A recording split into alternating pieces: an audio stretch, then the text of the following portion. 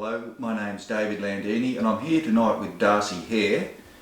Darcy farms the family farm at Westley in between Barham and Moolameen and Warcool.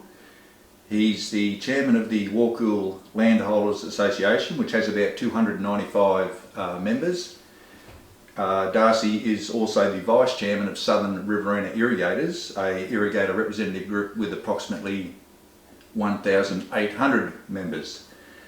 Darcy's on the stakeholder advisory panel as a representative for Southern Riverina Irrigators, and at the moment negotiating the water sharing plans for the New South Wales Water Resource Plan.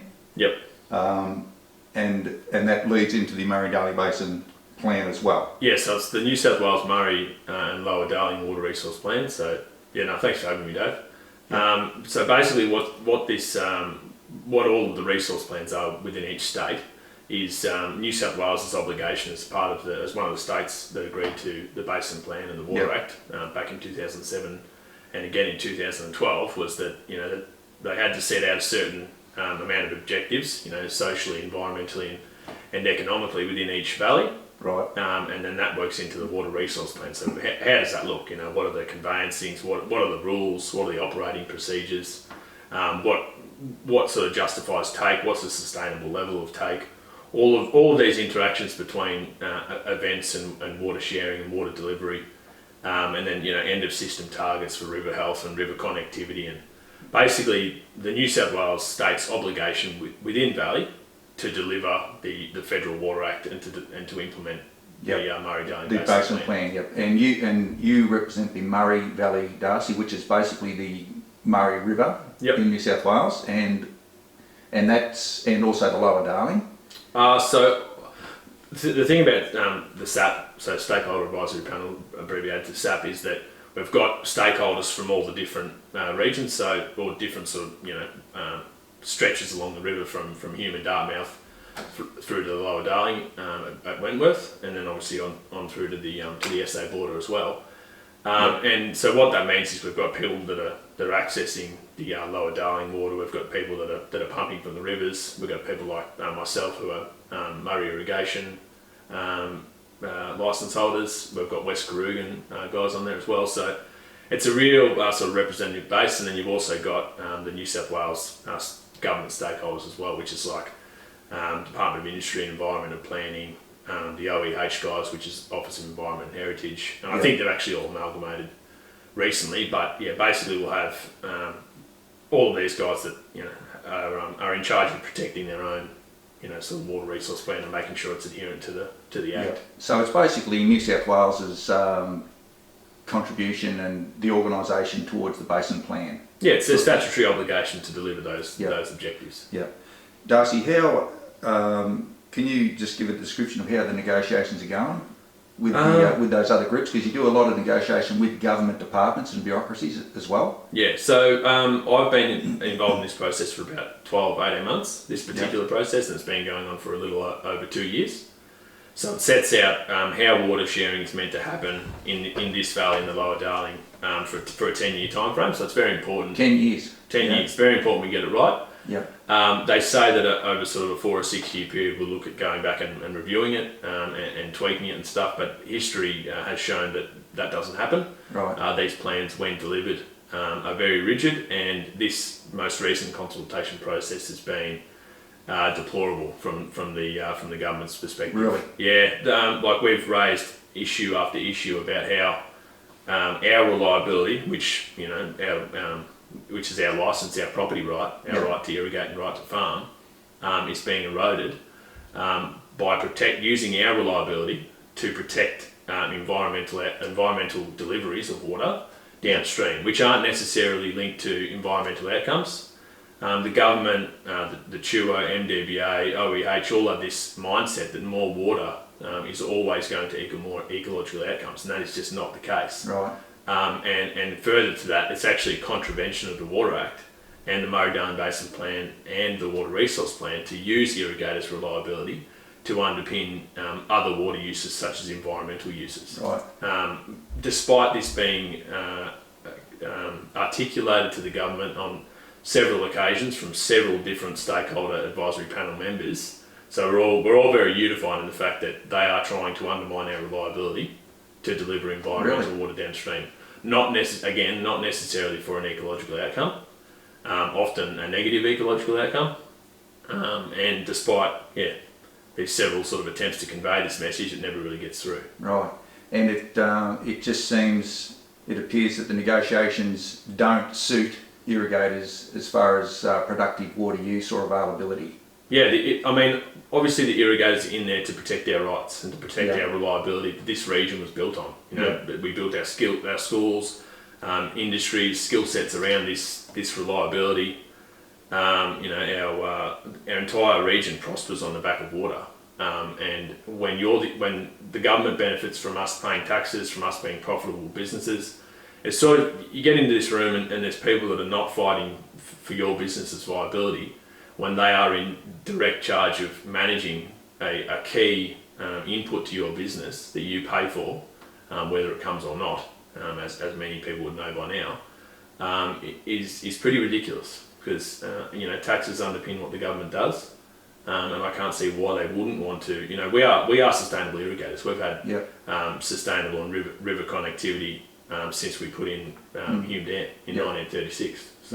So how, Darcy, in these negotiations, how does that affect the availability of productive water for irrigators? Can you lose water? Can irrigators lose water due to these water sharing plans, or can irrigators gain more water to use productively? So what's the harm or what's the benefit for irrigators in this? And particularly since recently there seems to be a lot of harm and a loss of water. Is that possible that can happen via these water sharing plans, like to lose water? Absolutely. Yeah, these underpin the convey, which has been a matter of contention recently. Yeah. These plans underpin the conveyance allowance for this entire valley. And if you've got an increase in conveyance against your licence, that's going to impact your reliability. If you used to have access to supplementary water and unregulated water when the river was running over its capacity, and you don't now because they've set aside a certain clause that says you've got to fill up every creek and wetland, sometimes 3 or 4 or 5 times more than it ever was historically before regulation. If that clause is put in there, that impacts your ability to really try and capitalise when there are those sort of high magnitude, low frequency events. Like they just sort of go bang, then they go back down, and you can access that water and put it in a dam and use it later on. If they want to capture that and prevent us from taking in that time frame, then that is going to impact our reliability. Right.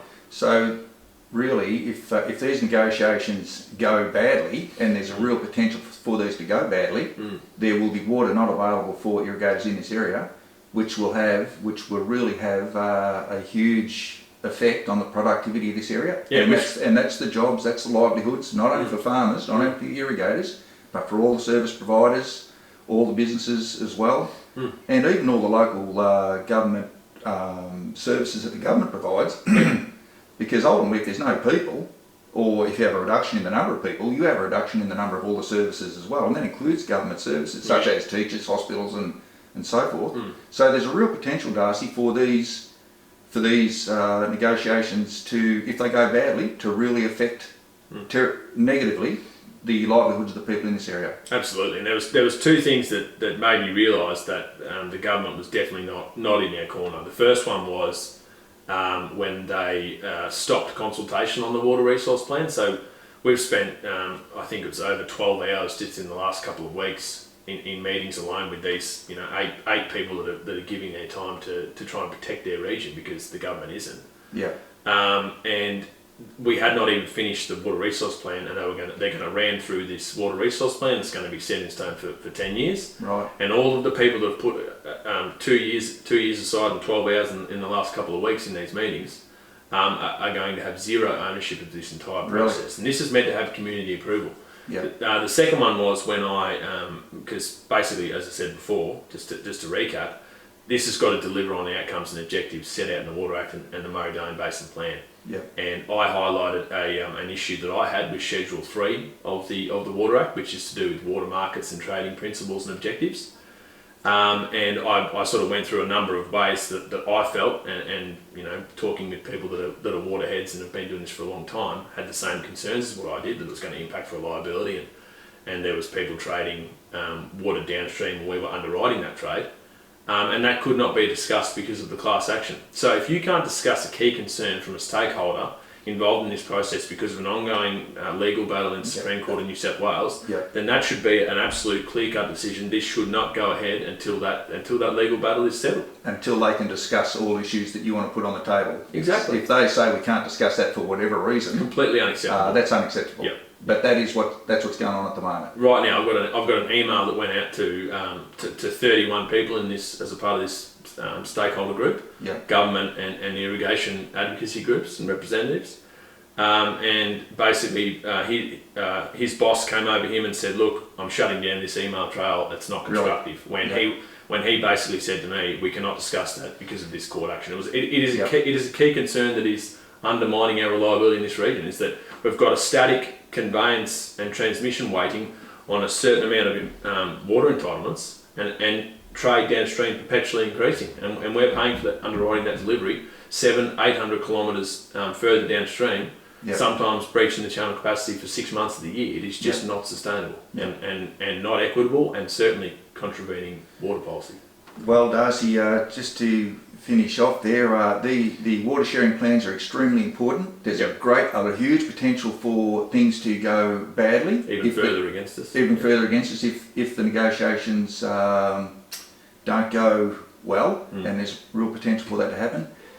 So these are extremely important, and I think under the Murray-Darling Basin Plan, we all have problems there, and we're all aware of that. But the water sharing plans and the water resource plans are very, very important. That I think have actually slipped under the radar a bit there, Darcy. So, or certainly if you're not fully into the irrigation thing, I think they really have. Yeah.